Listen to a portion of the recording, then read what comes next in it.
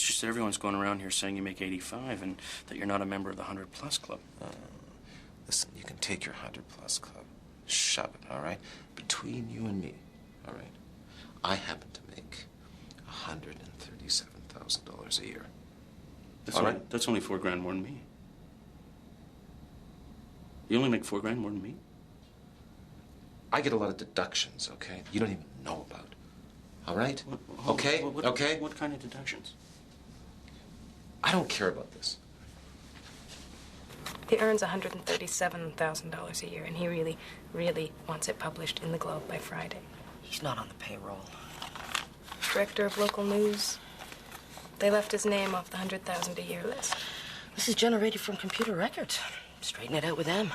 But this is really, really important. Why does he care so much about this anyways? Because, okay, the truth is that it's his mother's 80th birthday on Friday. And he thinks it would be nice to get his salary published, and that way she can be proud of him, you know. I think it's a wonderful birthday gift. Goldman's blood on OJ's sock in OJ's bedroom. What could be more clear? What could be more definitive? This is insane. Hi. Are we busy? No, we're just actually watching the news. Lucien Bouchard has just announced that he will decide before the weekend about the referendum next year. I want a unity panel Monday, and Jillian suggests that maybe we have some new faces. Something fresh. Done. It's done. Good. Okay? Thank no you. No problem. Thank you. Let's do it. Well, Brad was saying that Philip Van Adder, the detective, he could have planned the sock in OJ's bedroom. Van Adder couldn't have planted the sock. I mean, first of all, he has no motive. He was on the force for 25 years. They don't do that sort of thing. He doesn't know Furman. And where did this come from, planting the sock? It wasn't in the civil suit. It wasn't in the criminal suit. The unity thing, okay? We'll do it. You can do it. Take care of it. Oh, yeah, that's not a problem. Okay, good. As a member of the PQ and a sovereignist, I see no contradiction in a deficit-cutting policy for Quebec. Especially when starting a new nation, it is like starting a new business. You need to show the bank that you can balance the books. I'm here in Toronto to let Mike Harris know that when we do business together, he's dealing with a fiscally responsible partner. Well, Linda McQuaig, I think you want the last word. I can only imagine René Lévesque just turned over in his grave.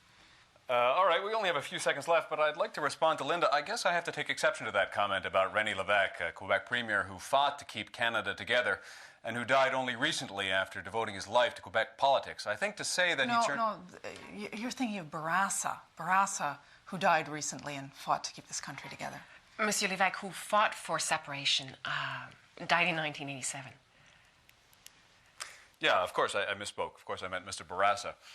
But here's a man, I think, who's still very much alive in the hearts and minds of Quebecers and Canadians everywhere. I think to say that Bourassa turned over in his grave does a disservice to his memory, don't you? I said Lévesque.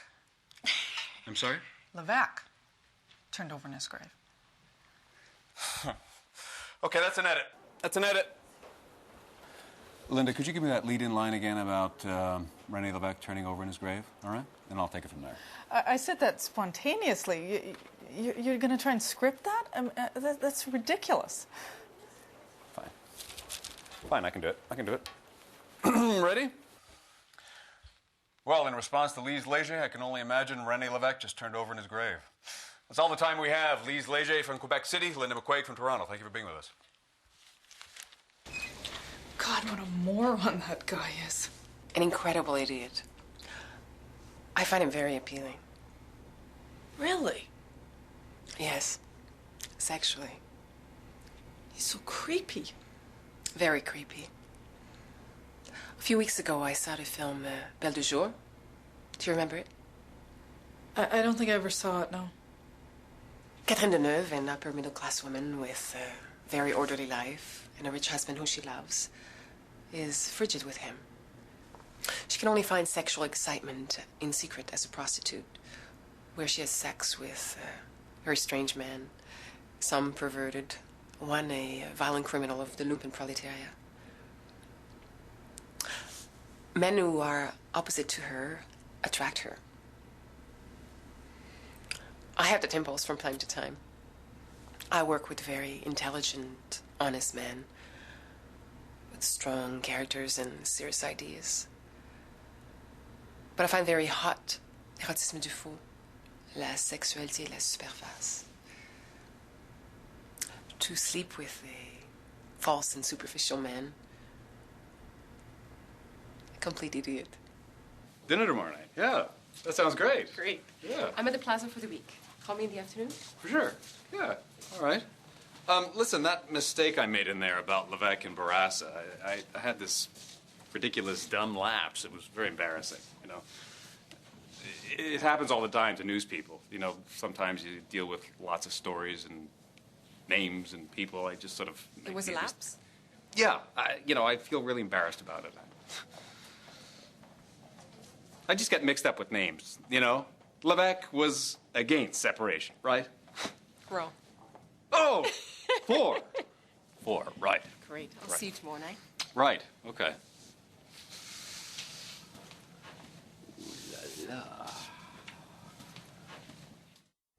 137.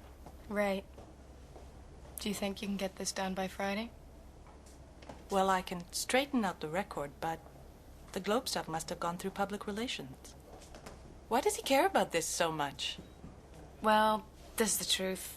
His mother is very sick, and she's 84 years old. And, you know, she worries about what's going to happen to him after she dies. So he just thinks that it'll give her some sense of security to read that he makes $137,000, you know, right there in the Globe and Mail. I don't know. Welcome back. We're now going to go live to the command center of the Toronto International Film Festival, where David Ross is standing by. David? Jim, the festival is as star-studded as always, but the deal makers are also here. With me is Jay Sherrick, one of the Disney executives from LA, who helped secure all the marketing rights to the Royal Canadian Mounted Police for the Disney company. Is there a Mountie movie or Mountie TV show in the works? Can we expect to see a mounted Mickey Mouse, Jay? Well, we're still looking for the right vehicle for the Mounties. We figure this is the perfect police force for Disney. We love the fact that the Mountie always gets his man. We love Canadians, and frankly, we think that this whole Mountie thing will be great for Canada. Mind if I jump in here, Jay? Sure. You know, unity is a big issue here in Canada with the threat that Quebec could separate with the next referendum. I was just curious, what do Americans think about this whole thing? Personally, I feel that Quebec belongs in Canada just as a unique place, just the way that Disney World belongs in Florida. Well, that's interesting. So Quebec as another magic kingdom, a place the whole family can enjoy, as it were.